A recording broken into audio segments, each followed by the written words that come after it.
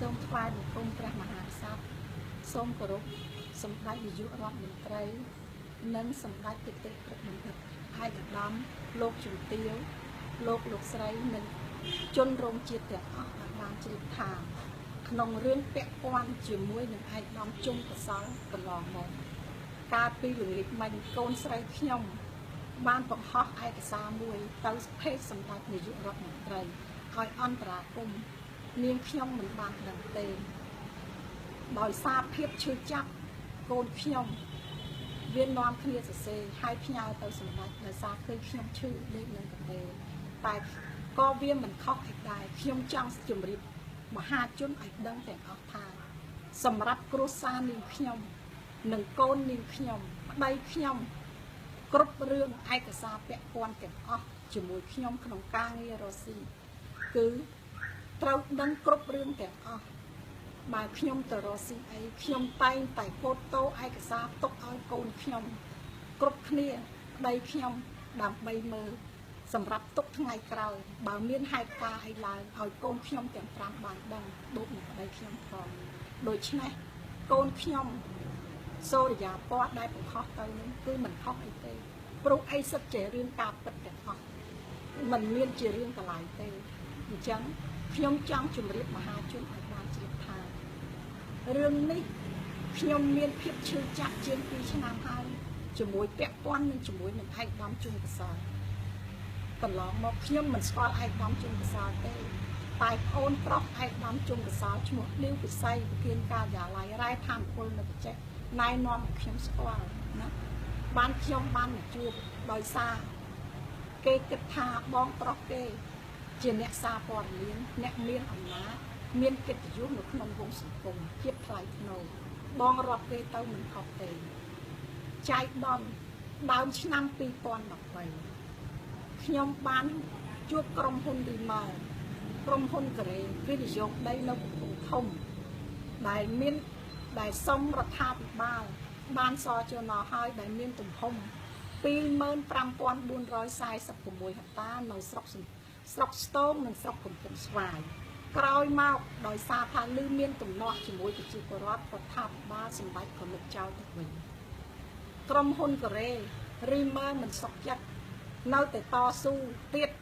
ដើម្បីតាមរឿងហ្នឹងសុំសម្ដេចសារឡើងវិញដោយសារគាត់មានទុនមានថវិកាដើម្បីធ្វើស្រែប្រាំងគាត់ក៏ជួបខ្ញុំគាត់ថាឲ្យខ្ញុំជួយខ្ញុំគិតថាខ្ញុំគ្មានសមត្ថភាពណានឹងជួយគាត់ទេ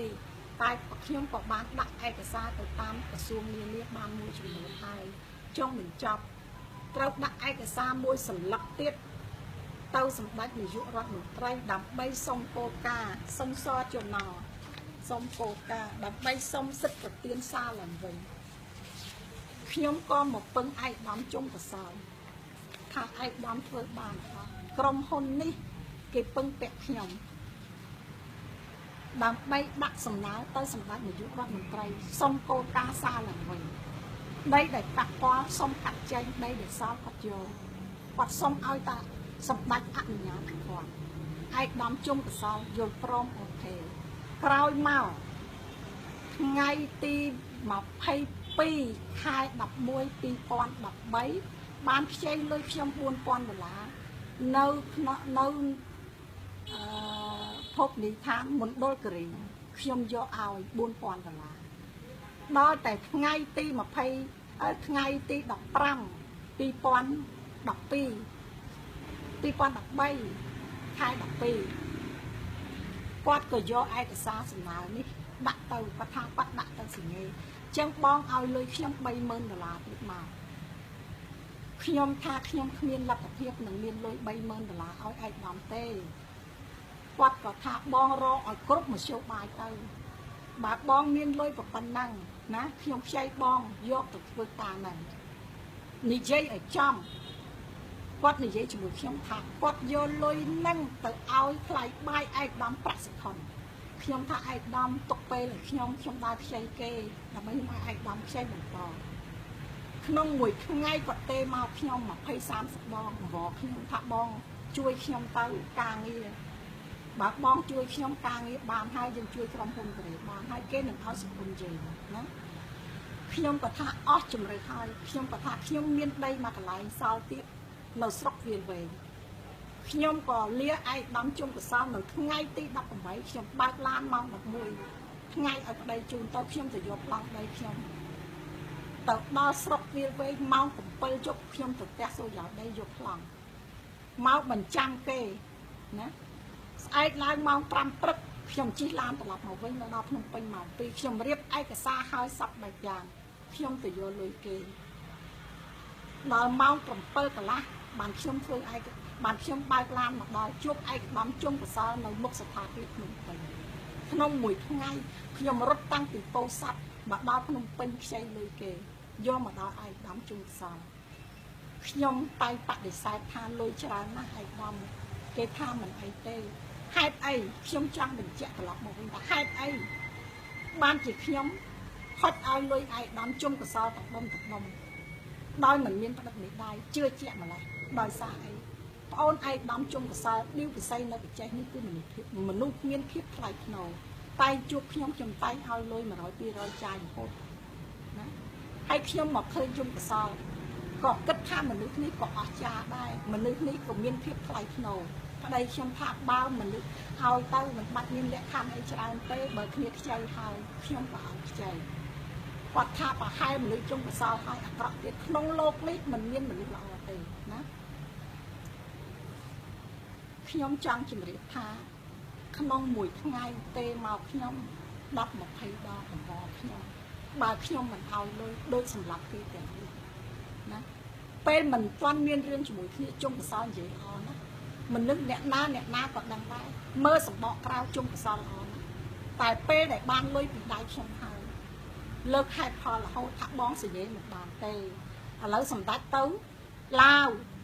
សម្ដេចទៅជប៉ុនសម្ដេចទៅវៀតណាមទៅសិង្ហបុរីលើកហេតុផលរហូតលើកយូរទៅឈប់លើកទូរស័ព្ទខ្ញុំដល់តែពេលខែ6ចូលខែ6ខ្ញុំចុចទៅម្ដងទៀតលើកទូរស័ព្ទខ្ញុំបាយសន្លប់មកខ្ញុំវិញថាបើបងកើតទុកមិនសុខចិត្តក្នុងរឿងហ្នឹងបងទៅប្តឹងតុលាការចុះខ្ញុំថាឯកឧត្តមមិនបាននិយាយអញ្ចឹង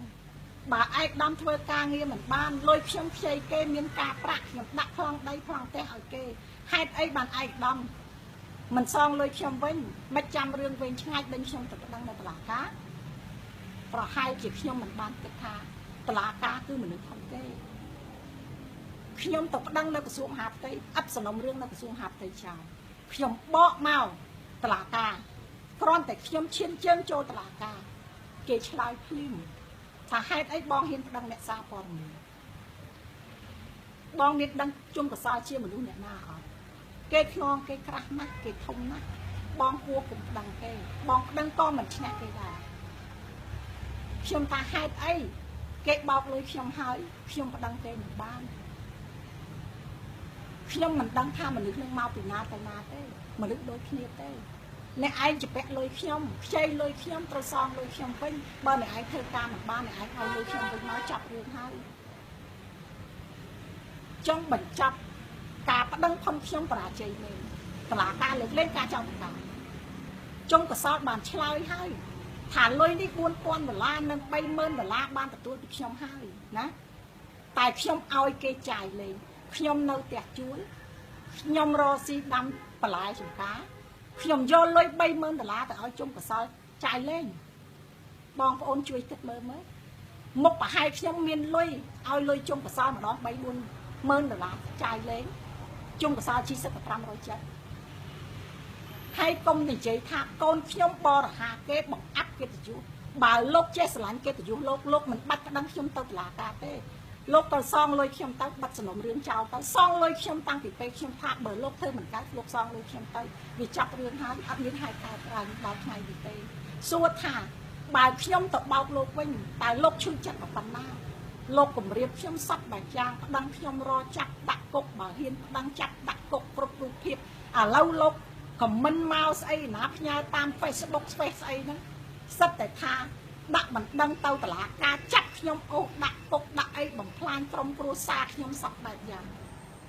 ខ្ញុំសួរថាប្រទេសមានច្បាប់មិនមែនធំតែលោកទេណា កូនស្រីខ្ញុំវាឈឺចាប់វាឃើញខ្ញុំឈឺខ្ញុំលោកមកពេលដែលលោកយកលុយខ្ញុំលោកនិយាយល្អជាមួយខ្ញុំណាលោកអត់មានចេញក្បាលចេញកតុយចឹងទេមនុស្សលោកមិនខុសពីផ្លែល្វាហ្មងទេណាហើយលោកកុំឈឺចិត្តលោកកុំឈឺចិត្ត